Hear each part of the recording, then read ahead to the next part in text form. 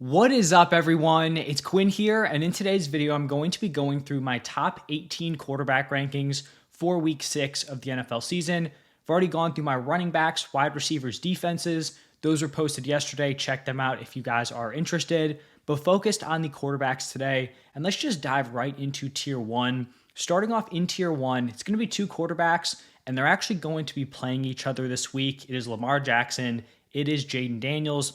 For Lamar here, he is already the quarterback one in points per game. The Ravens are the number one team in implied points. It's a solid matchup for him. He's playing at a super high level. He has the rushing upside. I think he's a really strong play this week. And then for Jaden Daniels here, he's the quarterback 2 in points per game. He's second in rushing yards behind only Lamar Jackson. He is first in rushing touchdowns. Also getting it done as a passer. He's first in completion percentage. So Daniels is playing at a high level. He has the upside with his legs. I like him here in tier 1. And then looking at tier 2, a little bit of a larger tier here. Going to go with Jalen Hurts as my quarterback 3. Hasn't had the best start to the season, but he's also been dealing with a lot of injuries to his weapons. I do expect him to have A.J. Brown and Devonta Smith back, so he's going to have those wide receivers. He's had Dallas Goedert, who's been there, had some productive games. Not the best matchup here against the Browns, but I still think he's a nice play as a higher-end quarterback 1. Then I'm going to go with Joe Burrow. And with Higgins back in the lineup, he missed the first 2 weeks. Over the last 3 weeks, with Jamar Chase, with T. Higgins, Joe Burrow is averaging 25 points per game. He is coming off a monster performance against a very good Ravens defense. Solid matchup here against the Giants. Joe Burrow's been cooking. I feel like you fire him up with a lot of confidence here. And then after Burrow, going with Josh Allen. Last couple of weeks haven't been great. And then he draws a pretty tough matchup here against the Jets. They've allowed the second fewest points per game to the quarterback position, but this is still Josh Allen. He has a very high weekly ceiling.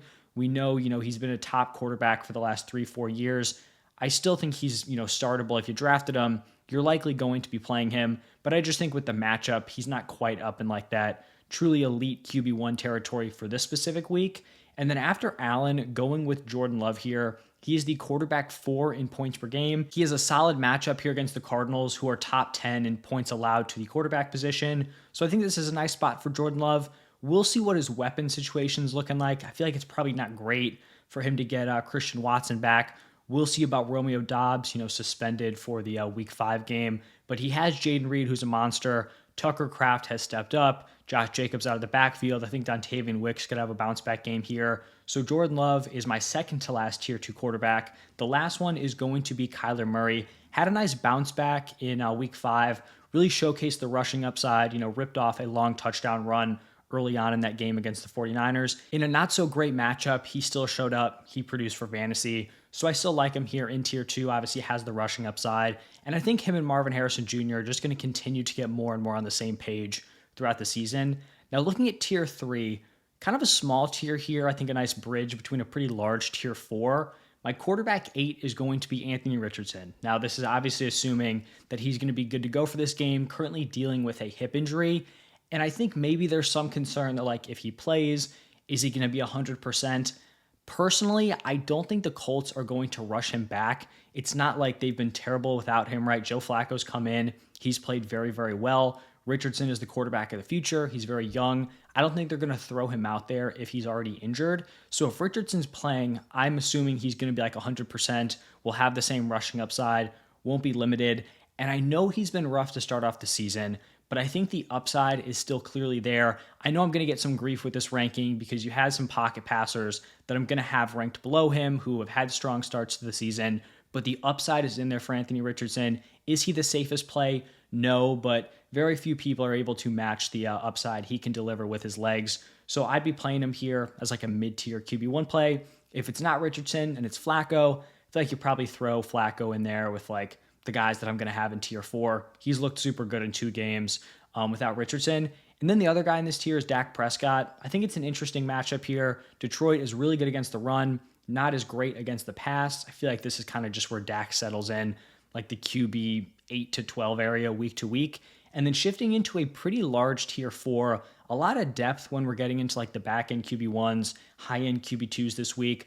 I'm going to start off this tier with Justin Fields, and I'll start off by saying we don't actually know if he is going to be starting this game. Seemed like early on, they were winning. He had a lot of momentum in this quarterback room. Maybe they wouldn't shift back to Russell Wilson. But as he's getting healthy, they've lost a couple of games here. Maybe they do make the switch to Russ. Who knows? I think it's kind of up in the air at this point. But if Fields is starting, if they're rolling with him, don't think it's a bad matchup here against the Raiders. We know he has the rushing upside. He's been a solid fantasy option. I guess the risk with playing him here, if he is named the starter, is like if he struggles early on, if they're trailing, is he at risk of getting benched? Whereas a lot of the other, quarterbacks in this tier, they're locked in no matter what. So there is some concern there, but Justin Fields playing a full game, would probably be locked in, maybe even higher than this, somewhere in tier 3, because he does have that upside with his legs. After Justin Fields, going with CJ Stroud, and this is lower than I typically have CJ Stroud. It's because I'm anticipating him to be without Nico Collins. Seems like he's week to week. When teams are saying someone's week to week, typically they're at least missing, 1 week there. So without Nico Collins, his stud wide receiver 1, he still has solid weapons, wide receiver Stephon Diggs, Tank Dell, but it's also a tough matchup here against the Patriots, who have allowed the 8th fewest points per game to the quarterback spot. So I do think he needs to take a little bit of a hit here in terms of his ranking. Then I have Kirk Cousins, who was kind of underwhelming through the first 4 weeks, didn't look great, was still kind of working his way back from that torn Achilles. He went out in week 5, a monster 500-yard passing game against the Buccaneers. He's going to draw another nice matchup here in week 6 against the Panthers. They have allowed the 6th most points per game to the quarterback position. The Falcons are 4th in implied points.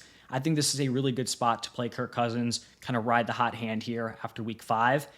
And then the player that I assume people are going to be upset with how low I have him ranked is going to be Baker Mayfield. I know people didn't love where I had him ranked in my rest of season rankings. He went out, had a really strong Thursday night football game in like a not so great matchup against the Falcons, kind of like a middle of the pack team in terms of opposing fantasy quarterbacks.